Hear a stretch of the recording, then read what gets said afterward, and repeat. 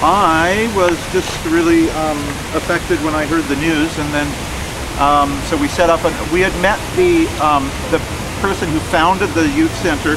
He came to our campus last spring, and then when I heard this had happened, I thought again of him and of everyone, and we decided that we would try to do something. And so we started an account where Canadians could donate to support the center.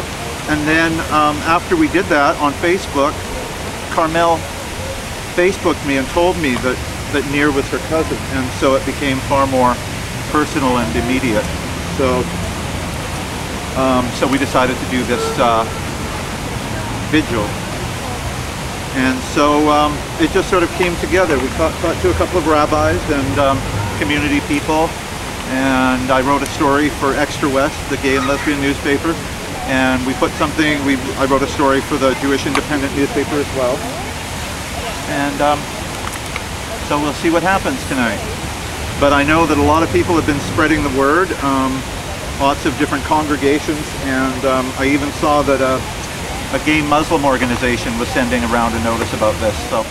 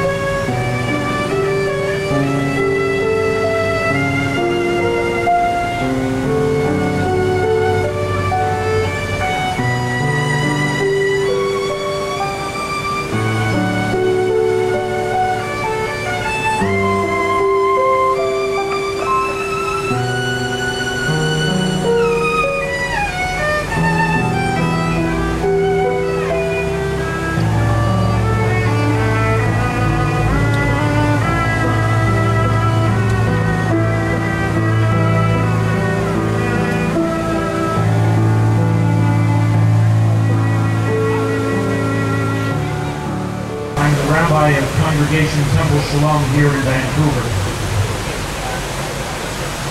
And we are here this evening to mourn. To mourn not only the lives of two innocent individuals, Nir Katz and Liz Tabushi, who were brutally murdered by an individual that has yet to be caught. Were they murdered because they were gay? We suspect, but we do not know. Were they murdered because they were at a gay lesbian center? We think so, but we're not sure. Were they murdered because they were Jews and living in Israel and Tel Aviv? We have no idea.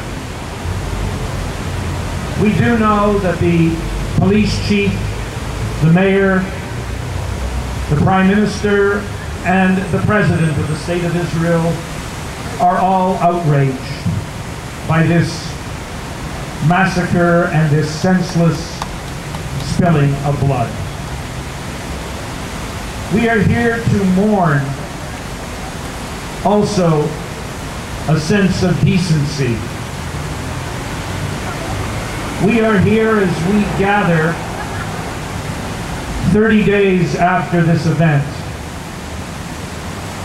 and our voices join with the thousands and tens of thousands who have joined throughout the world. Some of the biggest rallies taking place in Tel Aviv itself.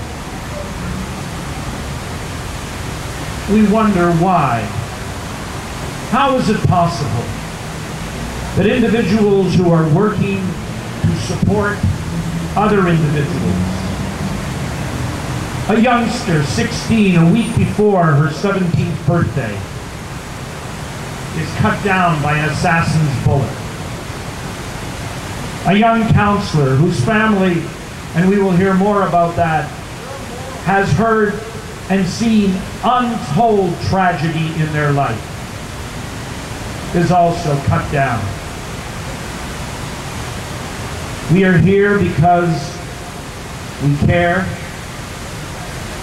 We have the freedom in this great country of Canada to gather, to express, as Canadians, as gays, as lesbians, as straights, as Jews, as Christians, as Muslims, as men, as women, as children.